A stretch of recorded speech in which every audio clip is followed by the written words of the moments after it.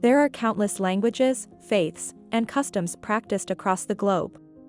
However, all humans have a common characteristic, an insatiable appetite for material gain. There have always been those who will lie, cheat, or steal to line their own wallets with the money of others. The magnitude and complexity of financial scams have grown in unison with the development of modern society. Sometimes the rewards for deceiving others are so high that entire industries are devoted to deception. In the early to mid-2010s, China had perhaps the most striking example of this. The country's IT sector was thriving at this time. Internet's ubiquitous use has opened up boundless possibilities for business owners.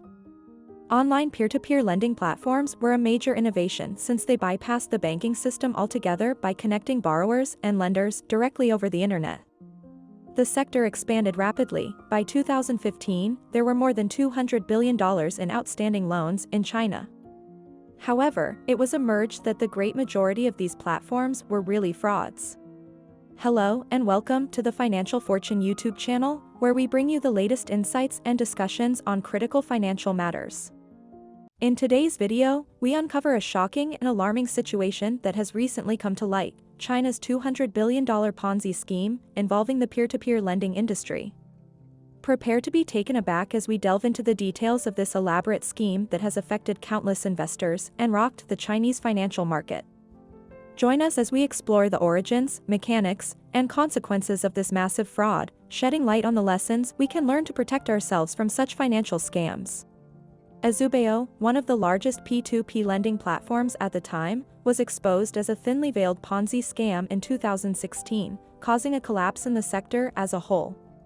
Mass demonstrations and social upheaval resulted as millions of investors lost their life investments. The government's response was a regulatory crackdown, which effectively banned P2P lending. Experts agree that the impending doom of the industry was a major factor in the banning of Anti-Financial's IPO in 2020 and the outright prohibition of all cryptocurrencies in 2021. In this video, we'll examine the rise of China's peer-to-peer lending business and the crucial insights we may use to spot similar frauds in the future. Proliferation of peer-to-peer financing. State-run banks in China's financial system have historically been conservative, making room for the rise of peer-to-peer lending. It was extremely challenging for startups and people with poor credit histories to secure financing. This stunted development of the economy, since most people work for small and medium-sized firms.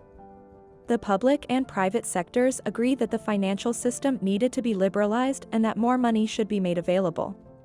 China also has one of the world's highest rates of individual savings. About 45% of what a Chinese family earns is put away in savings. The personal savings rate in the United States is around 6%. Hence, Chinese families have substantial unused funds that need to be put to work. Because of this, P2P lending platforms thrived in China. This is how it functions. People are like mini enterprises. Make a new account and apply for a loan on the website. They will disclose their income and credit history, the amount they wish to borrow, and the interest rate they are prepared to pay. Those who have extra cash on hand can peruse the available loan applications and provide funding to anyone they feel most strongly about. In 2010, the first peer-to-peer lending firms appeared, and they quickly became quite popular. The achievements inspired other business owners to launch competing enterprises. In the beginning, there were more than $200 billion in outstanding debts, and by 2015, the number of active platforms had increased to over 3,000. The government's policies encouraged business growth. In 2013, China's central bank, the People's Bank of China, published a policy paper claiming that P2P lending will assist bridge the funding gap between small firms and established banks. Ning was one of the business people who entered the field. In 2014, he started a business that would become one of the most popular P2P lending platforms in 2015, Azubeo. After only 1 year in operation, they had raised $7 billion from over 900,000 investors in China. They showed up to learn that loans were being made to people and small enterprises with the money they had obtained from investors. They also claimed to have stringent borrower criteria, making the loans almost risk-free. Despite this, they provided extremely competitive returns of 9 to 14%. Ning had a few strategies up his sleeve to provide the impression that the platform was legitimate and successful to potential investors. The company's televised advertising campaign cost millions.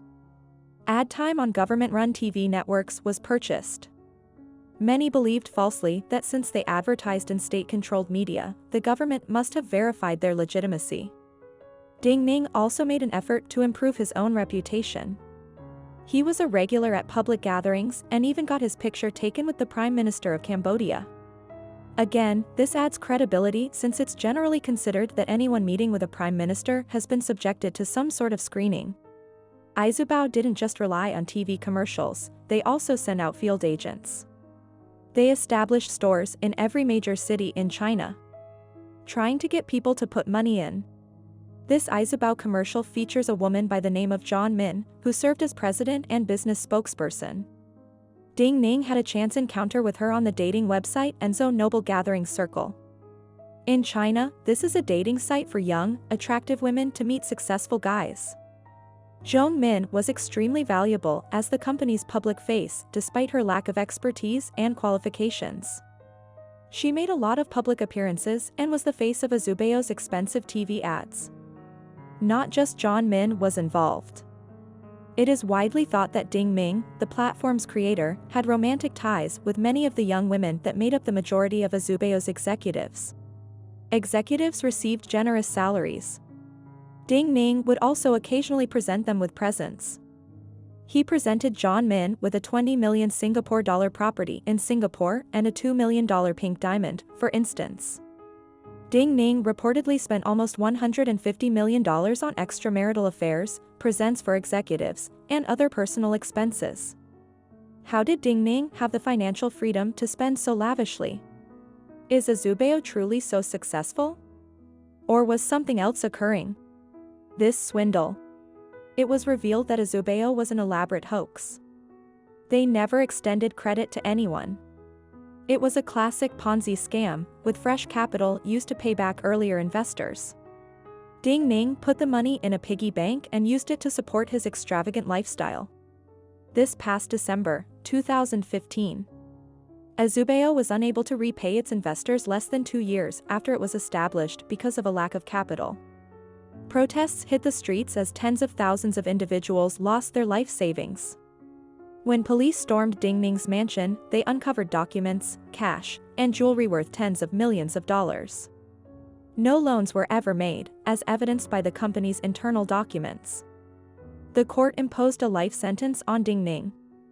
Authorities recouped the remaining assets, although victims only received reimbursement for around 35% of their initial investment since Ning had already spent so much of the money. In return for spending the rest of his life in prison, Ning was given 1.5 years of lavish living conditions. Which, in retrospect, doesn't seem like a fair exchange at all.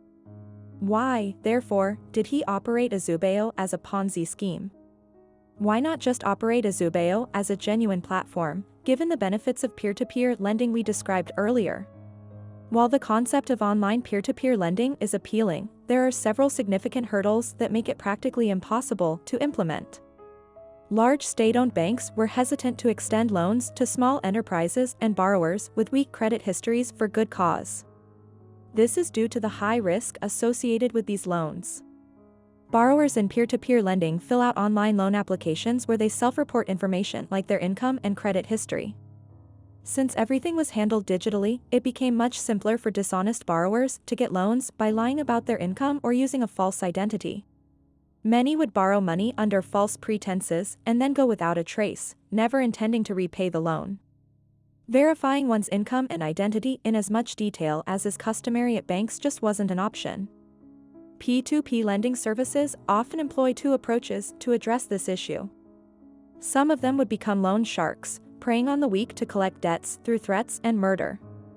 Azubeo was not alone in engaging in Ponzi schemes in which no loans were ever made.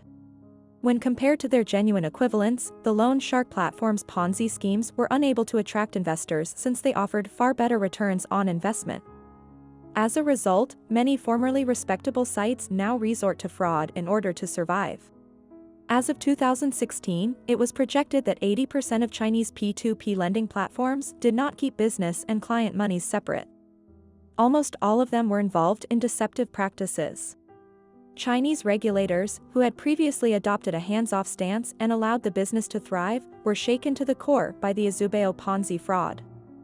Investigations into further P2P lenders resulted in hundreds of arrests. 5 years later, more and more fraudulent platforms had been uncovered, and they were all shut down.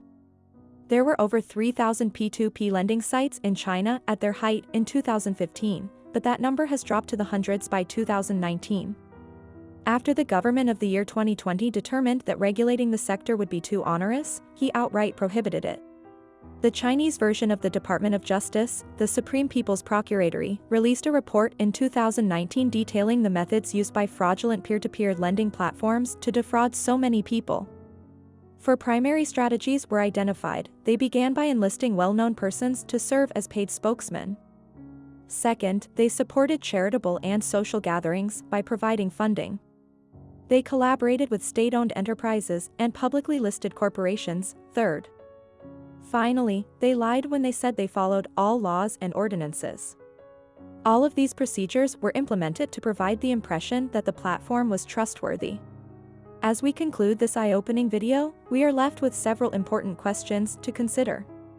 How did this massive Ponzi scheme go unnoticed for so long? What regulatory measures can be put in place to prevent such fraudulent activities in the future? How can investors safeguard their hard-earned money from falling victim to similar scams? The China peer-to-peer lending debacle serves as a stark reminder of the need for diligence and caution in the financial world. Stay tuned to the Financial Fortune channel for more in-depth analyses and expert insights into financial risks and opportunities. Remember, knowledge and awareness are our best defense against scams and frauds. Until next time, may you make well-informed financial decisions that lead to prosperity and security.